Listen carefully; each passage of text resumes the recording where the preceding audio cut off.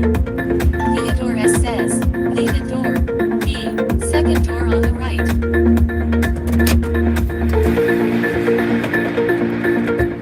Theodore S. says, leave the door. B. Second door on the right.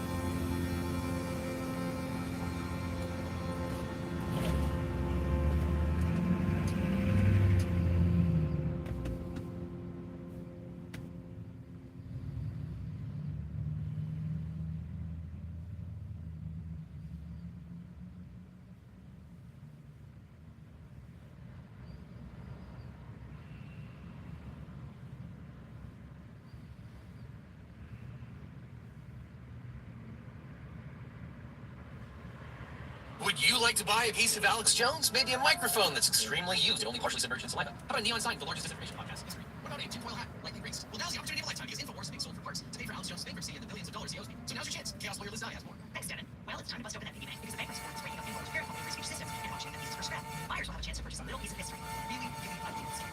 In December 2022, when mass shooters stormed Sandy Hook Elementary School in Utah, they killed 21 graders and 6 staffers. Almost immediately, conspiracy theorists now started claiming oil cover InfoWars podcast and shooting false flag operation by Mohammed Researcher. By his own admission, Jones had a huge bank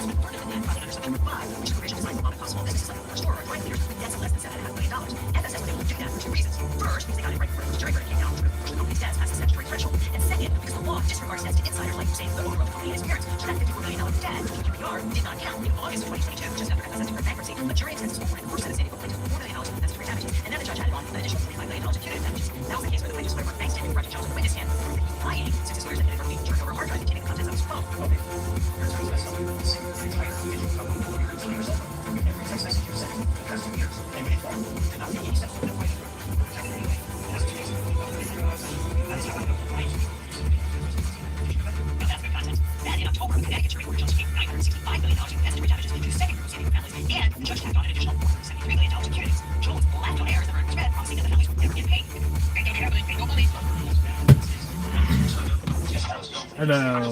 No problem. Thank you. Personal bankruptcy under Chapter 11, underemployment, business, media personality, and dietary supplement sales, but not journalist, which was not fake news. I'm sorry to interrupt, but obviously if your entire life is getting liquidated, sense by multiple judgment, you want a good lawyer. If you want a great lawyer, my law firm Eagle Team can help. If you ever suffer a data breach, especially if you have one of those data breach letters saying that your social security number has been leaked, if you were involved in a car crash or dealt with sexual harassment from Alex Jones or anyone else, we can represent you or help find you the right attorney. This is so important to talk to a lawyer right away, so you can maximize your recovery or find out what your options are. So just click on the link in the description or call the phone number that's on screen right now for a free consultation with my team. If you don't understand Legal Team, you need Legal Team. U.S. bankruptcy judges for has presided over all Alex Jones bankruptcies, and after more than 2 years, it seems to break more by judges' shenanigans. Unlike most federal hearings, you can listen in real time to bankruptcies, but you still can't use the recordings in, say, a YouTube video. So just take my word for it, Judge Lopez at the end of his rope. Because the entire purpose of a subchapter 5 bankruptcy is to get the debtor out of court within about 6 months. And Jones has never done any of the things he needed to do to make that happen. He continued to file incomplete paperwork, hiding assets, refusing to come forward with a viable plan. His best offer to the Sandy Hook plaintiffs was $55 million over 10 years to settle all claims, but $1.5 million in damages, much of which will survive these proceedings thanks to 11 U.S.C. Section 523, which provides that debt arising from cruel and malicious injury by the debtor to another entity, the property of another entity, does not get zeroed out in bankruptcy. In legal parlance, those debts are not dischargeable because it would be bad public policy to let people commit willful torts and then use the bankruptcy system to get out of paying their victims. And Judge Lopez ruled back in October that the $4 million reward to the Texas plaintiffs and more than $1 billion of the Connecticut plaintiffs' verdict cannot be discharged in bankruptcy. So Jones has offered to pay a structured settlement of $55 million, amounted to a whopping 3.6% of the debt. That's not a real settlement offer when the San Diego plaintiffs are entitled to every single dollar Jones has or will ever have for the rest of his life. That's a delay tactic because Jones never intended to negotiate a settlement and reorganize FSS. The point of this exercise was always to either force the San Diego plaintiffs to walk away with virtually nothing or buy enough time that Jones and his father would set up a new platform to continue the business. Here he is at Christmas saying that they just need to get through this subchapter 5 and then they'll be free and clear.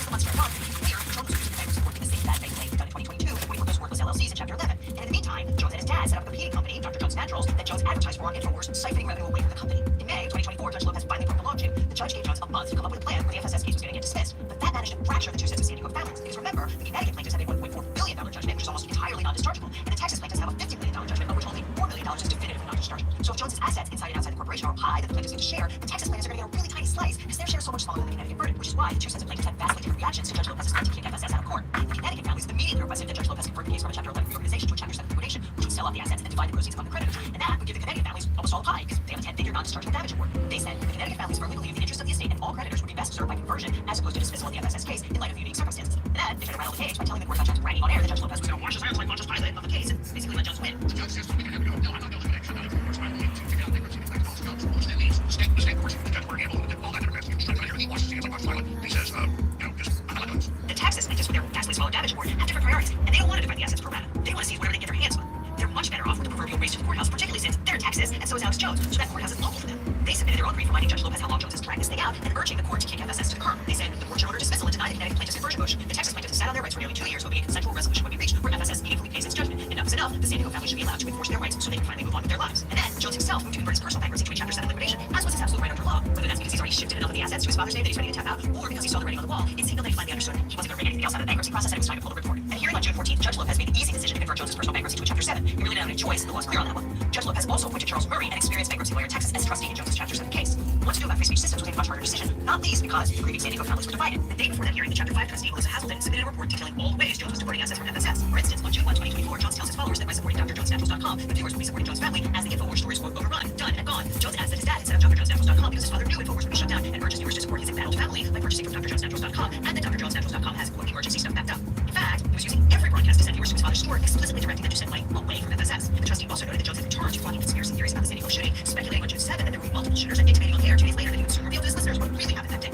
On June 10, he even attacked the plaintiffs, saying the so-called San Diego families were being used by the Justice Department, by the FBI, to be the front people for this. And Jones appeared to admit on air that he was attempting to download the InfoWars archive, which belongs to FSS and not him personally, potentially siphoning a valuable asset away from the company and its creditors. Hazelden noted that FSS content should not be used for any commercial purpose by any person other than the debtor. The value of any FSS property should inure to the benefit of the debtor's creditors or Jones' impending Chapter 7 estate. And she highlighted the problem with dismissing FSS from Chapter 11 while Jones himself is in bankruptcy, because Jones is the sole owner of FSS, but his incentive is definitely not to conduct an orderly wind-down of operations for the benefit of his creditors. Hazelden worried that if FSS got cut loose, no one would be able to control Jones and he would just steal everything that wasn't nailed down and then burn the place down, figuratively speaking. Hazelden urged Judge Lopez to make really clear before kicking FSS out of court whether Jones would control the company as the 100% owner or Murray would control it as the Chapter 7 trustee in charge of liquidating Alex Jones' assets for the benefit of his creditors. And for the most part, Judge Lopez refused to do that. After a wrenching hearing that lasted for hours, he dismissed the free speech system bankruptcy, and he noted that all the parties were represented by experienced counsel, so he wasn't going to micromanage the process, other than to order the FSS restructuring officer to turn control of the business accounts over to Murray as trustee, rather than to Jones personally. And then, as soon as the dismissal order was signed, every single thing that Hazelden warned about happened in short order. Within 2 hours of the FSS case being officially out of bankruptcy, the Texas plaintiffs marched into the District Court of Travis County, Texas, and attempted to seize FSS and all its assets. A judge in Texas agreed, signing what's locally referred to as a turnover order on June 24th. Murray, the Chapter 7 trustee, raced back to Judge Lopez with an emergency motion to clarify, by which he meant tell the state court and the Texas plaintiffs to stand down because all that stuff about we're all grown-ups here didn't work.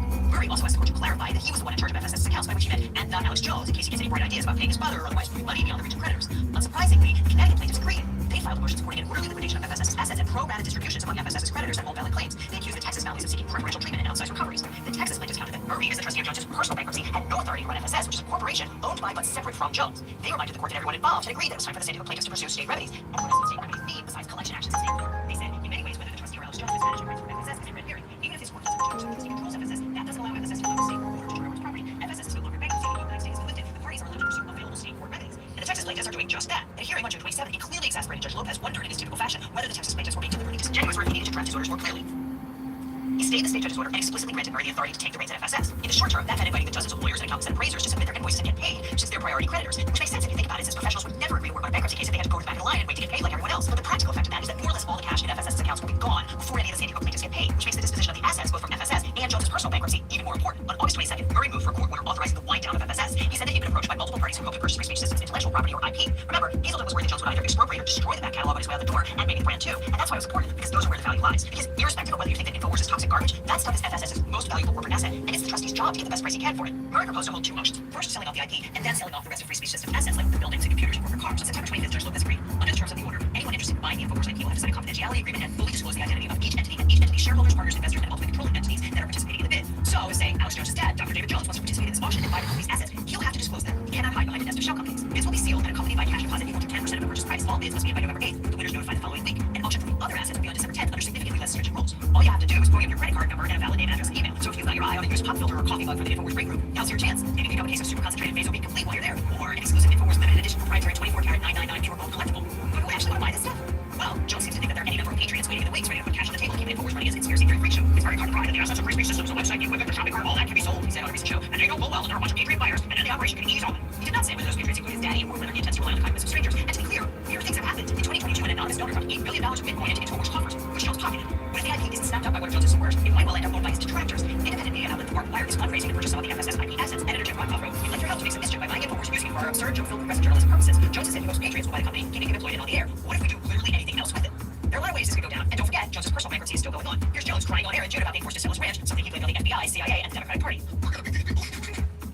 Now trying to make this a hard fight. In reality, his lawyer requested the court's permission to sell that property. That's not a game he's going to continue to be able to play with Murray babysitting as trustee. In fact, as the parties were hashing out the details for that auction of the InfoWars IP, Thank you. Jones' only concern was protecting domains that contain his name, which he claims cannot be owned by anyone other than him personally, and his personal social media accounts. Murray explicitly excluded those things from the FSS IP auction, but he suggested in the hearing that he intends to revisit the issue when he disposes of the assets in Jones' personal bankruptcy. So if you ever wanted to buy the @Alex Jones handle, maybe you'll get your chance. And there are two remaining cases involving money Jones moved out of FSS when he realized he was about to get sued into oblivion. One alleges that Jones fraudulently transferred some $18 million to himself and to PQPR in anticipation of the litigation. That was originally filed in Texas State Court and removed to the federal court. The other case, also filed by the Sandy Hook plaintiffs, alleges that the notes free speech system signed acknowledging that $54 million debt to PQPR were fraudulent and unenforceable. Remember, that's the company wholly owned by Jones and his parents. Both cases are in front of Judge Lopez, who's probably regretting his career choices about now. It ain't over till it's over, but we do appear to be entering the final inning. Thank God. This list, for now, Alex Jones is still broadcasting, but his days may be limited. And Alex Jones is one of the many things that are still out on the internet that can hurt you. Which is where today's sponsor, NordVPN, comes in. Because you know, incognito mode is actually incognito. Google actually got sued over this. But with NordVPN's no logs policy, your internet service provider doesn't get to snoop on what you're searching, and neither does NordVPN. I've personally been a long-time user of NordVPN, and I especially like to use it while I'm traveling and using affiliate networks, which we all tend to do a lot this time of year. And NordVPN is more than just a great VPN. It comes with a whole suite of threat protection tools. For example, if you follow some of your favorite creators on social media, you might have heard of stories of a channel getting hacked. Basically, a creator losing access after a successful attack or leaving password. This happens way too often. But NordVPN's threat protection includes specific features to warn you about phishing links, as well as features like a blocker for malicious ads and dark web monitoring to alert you if your passwords have been linked. And of course, NordVPN is still a great VPN. With Nord, you can surf the web anonymously and your location stays private. It allows me to set my location all over the world, which lets me access different versions of my favorite websites. And when I'm out of the country and try to connect to my Gmail or a bunch of other things that I'm logged into, all those accounts would normally freak out and tell me that I'm being hacked. So now I just reroute my connection to the US, my Gmail, and everything else is hacked. And not only is Nord the fastest VPN on the planet, but you get 24/7 customer support to help you whenever you need it, and a 30-day money-back guarantee for all users. So if you'd like to give NordVPN a try, click on the link that's on screen right now or down in the description. Every purchase of the 2-year plan will receive 4 bonus months on top, and it's completely risk-free with Nord's 30-day money-back guarantee. So click on the link that's on screen right now or down below and get 1 free month with a huge discount and a risk-free 30-day money-back guarantee. That's watch for more than we'll see you.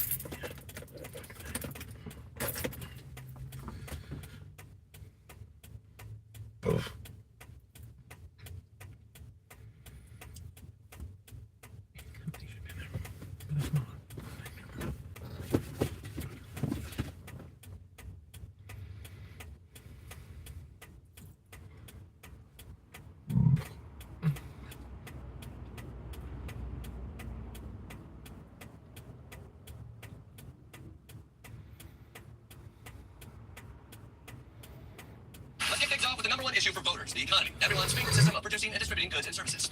Inflation has been a major headache for America the past few years, but for those of you who like paying less, What's up, morons? I'm Rich. and I'm Jordan Klepper, this is Sports War, the show where we are legally not allowed to agree with each other. So if I say we need to helmet in football to prevent concussions, I say that we were born with a helmet is called a skull. well, lucky for us, yours is empty. Well, it's October, but 1 month where practically every league is going at it like some kind of sports gangbang. That's right. There's more balls flying around than that time Ronnie wore his Daisy Dukes to the office.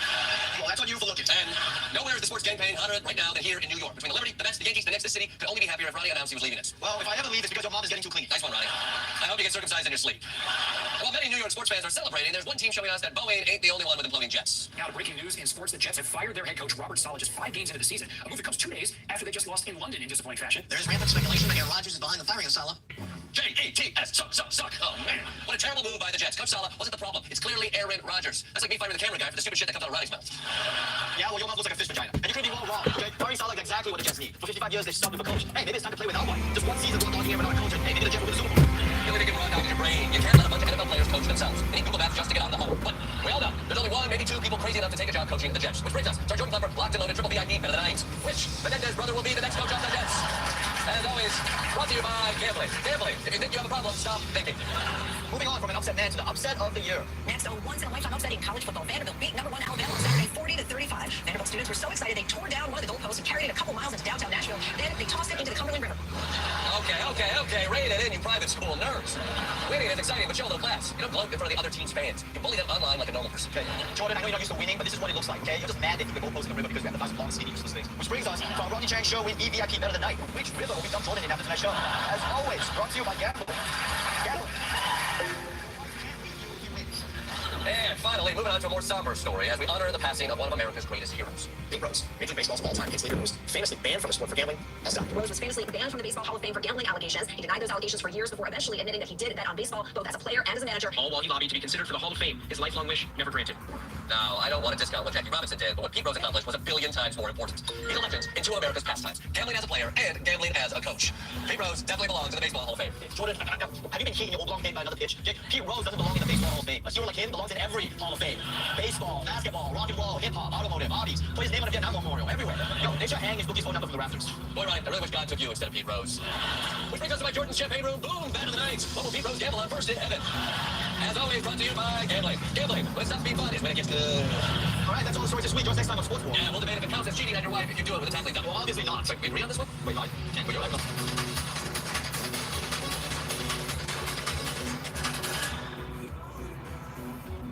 is, beyond the big lie. Look, PolitiFact, when did you create PolitiFact? 2007, so right before the 2008 election. And the idea is it's sort of a repository of fact checkers for political speech. How did you decide what would be included in what you would decide to check? Sure. So the whole idea is to answer people's curiosity. If you hear a politician make a statement and you wonder, is that true? Those are the things that PolitiFact checks. I mean, and ultimately that's what journalism is all about, to answer people's curiosity. If they're wondering what's true and what's not, that's what PolitiFact fact checks. And you have ratings. It was true, partly false, and pants on false. And that's on fire.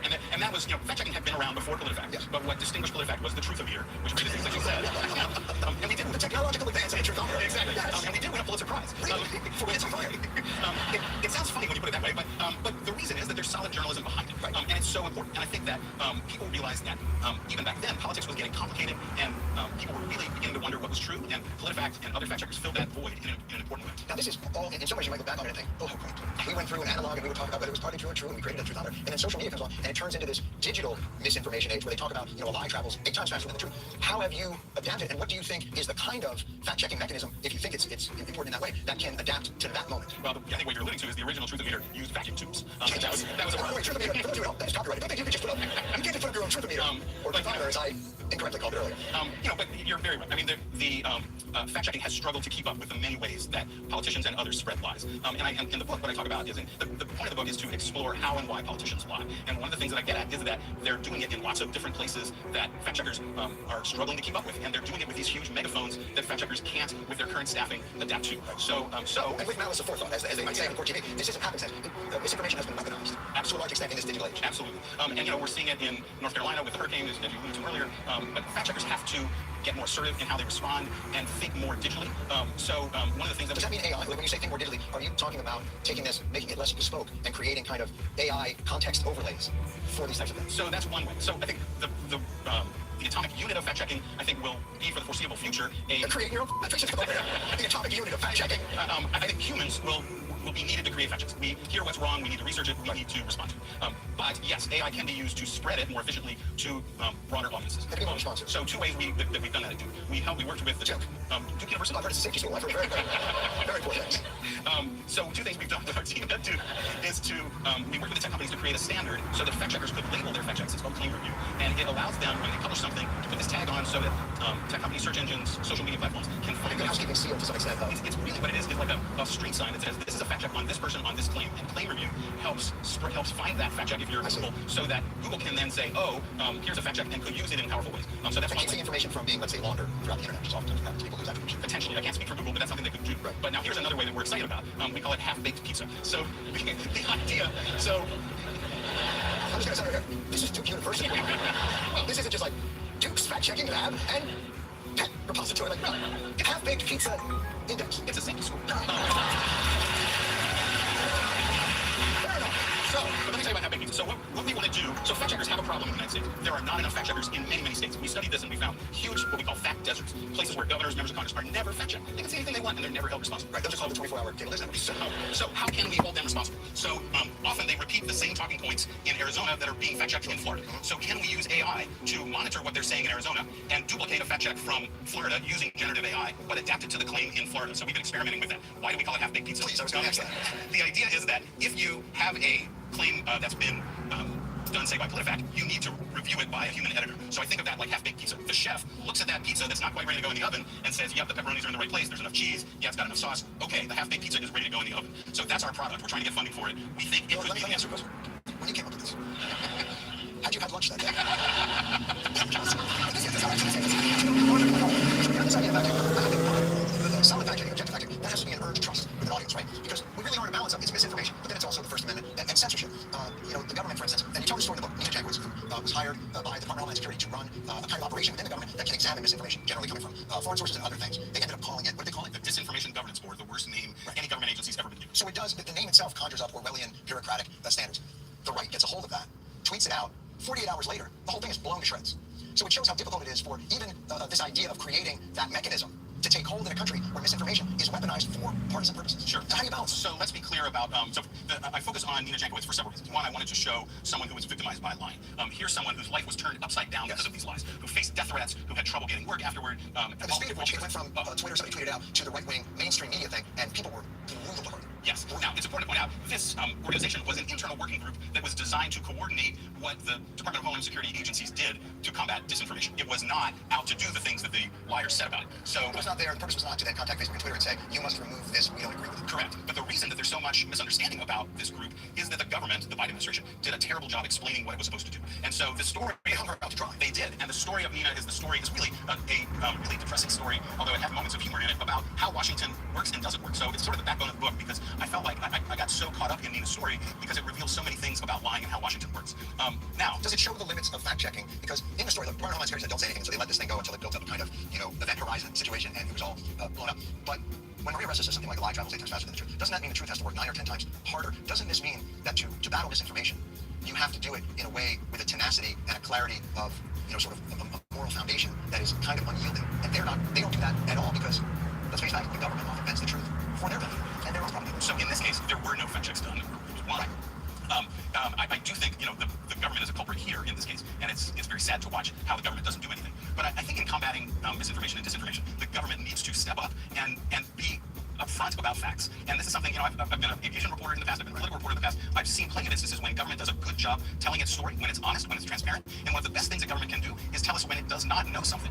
Be honest with us. Boy, do they not do that well. I wonder, what do you think? COVID is a great example. So as we play this all out, we talk about misinformation and trying to counter it and the weaponization of it. But when the government, as you said, doesn't know something, but come out with certainty, 100% safe and effective, if you don't do that, everybody dies. And when that is shown with misinformation, asynchronous misinformation, it turns out to be maybe not misinformation, maybe information. I'm not saying in every case. How badly does that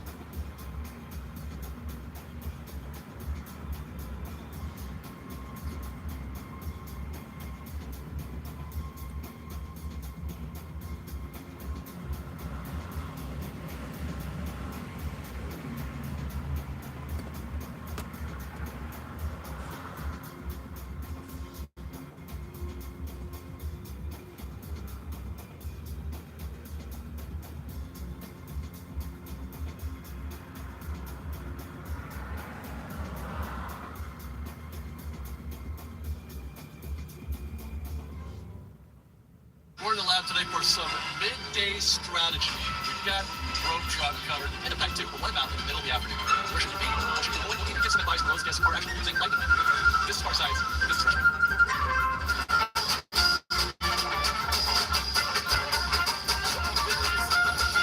And our day starts today on this Wednesday afternoon at noon here on Main Street. Probably the busiest time of day, that's been my experience, the busiest time of day is that stretch between noon and 4, and that is why we are studying that time period today. We've got a schedule today that includes the monorail, Peter Pan, churros, lunch at Toontown, Runaway Railway, lots more. It's somewhat aggressive, but there are also moments where I'm expecting to wait a little while, so, we're hoping to get all this done by 4 p.m. That's going to be the end of our session, and our session begins right now here on Main Street as we try to make our way to the monorail by 12:10 p.m. That's our first goal. And with that, let's go to Tomorrowland.